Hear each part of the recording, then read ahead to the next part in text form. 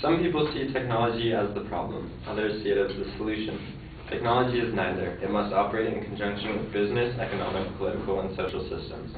This is a quote by Carly Fiorina, the Fortune-rated 1998 most powerful woman in business. Many of you may remember the speech claiming improvements in technology damaged Western culture. I will be refuting this claim by analyzing the claims of my opposition and providing contradictory evidence supporting my own claim. Technological dangers do not warrant the label of damaging.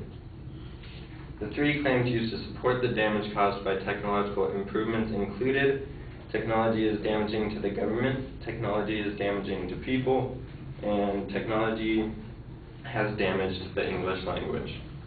The first claim, that technology is damaging to the government, was supported by only two examples: wiretapping and cyber terrorism. The primary example took the form of the Patriot Act. During the presentation, it was stated that the Patriot Act allows the government to tap our phones or other communication devices and listen in on for damaging about terrorism. That could be really bad because it allows the government to have free rein. However, in the book Opposing Viewpoints on the Patriot Act, Tom Ridge, the Secretary of Homeland Security from 2003 to 2005, explains, the Patriot Act closes the gap between telephone and internet surveillance law. Specifically, it expands the circumstances under which law enforcement may obtain surveillance warrants. The purpose of the exception was to allow law enforcement to gather foreign intelligence. Federal agencies would not be able to use surveillance warrants as a means to spy on Americans. What my opponent used as the basis for his first claim was an over-exaggerated hypothetical situation.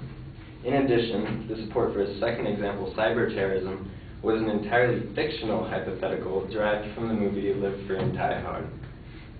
Although I do not deny the fact that cyber terrorism exists, the appeal to fear is unwarranted.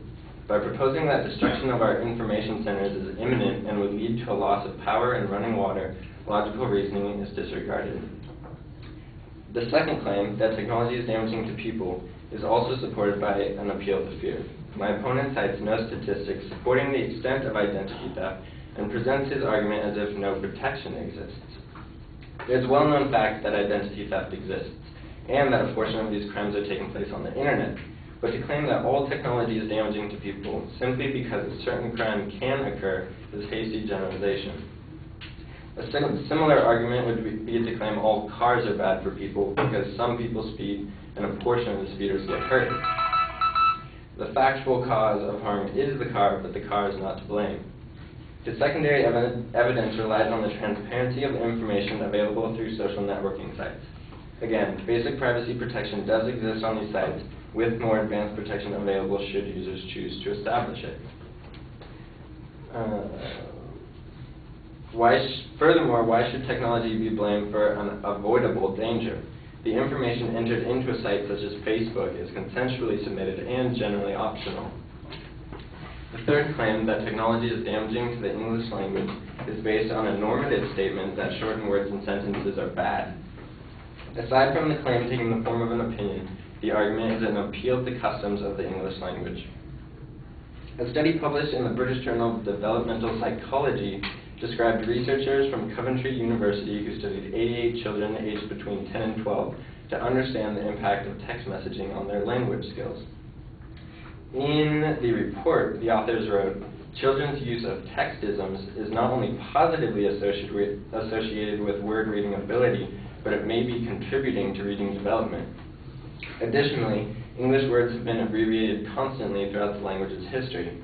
Some examples you might be familiar with include admin for administration, info for information, and ammo for ammunition. Nowadays, all these abbreviations appear as legitimate words in the Webster English Language Dictionary, but I assure you there was a time when they did not. What determines whether a new abbreviation is good or bad for society? My opponent sees word shortening as detrimental. I see it as diversity. The single piece of support involves so-called leet speak, which, with the inclusion of numbers and symbols such as dude being spelled D-U-D-3, would not be categorized as English, rather its own language. The final issue with my opponent's claim is related to the meaning of damage.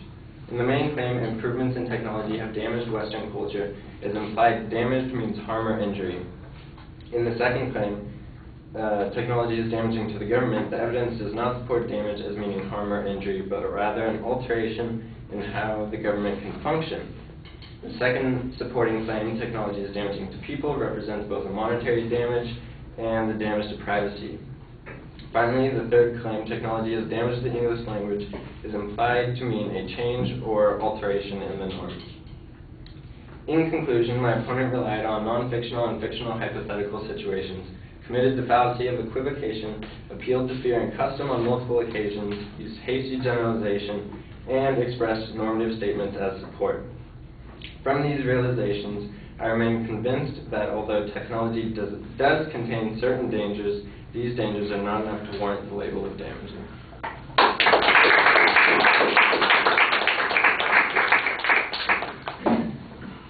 All right, I like the opening quote. At the end, you've got a summary. Right before you get to the right as you're getting into the summary, not your last statements, I thought that the summary was not as clear as it could be. Some of it's repeating points, and I think that you made the points pretty clearly when you had them internally. I like the signpost on the first point, and you've got a good discussion of counter evidence on the Patriot Act and put it into a context. You largely dismissed the hypothetical example. I think that you could probably do a little bit more to minimize that particular point. The challenge on the second point was really very clear. You make this argument about it being a hasty generalization. That's okay.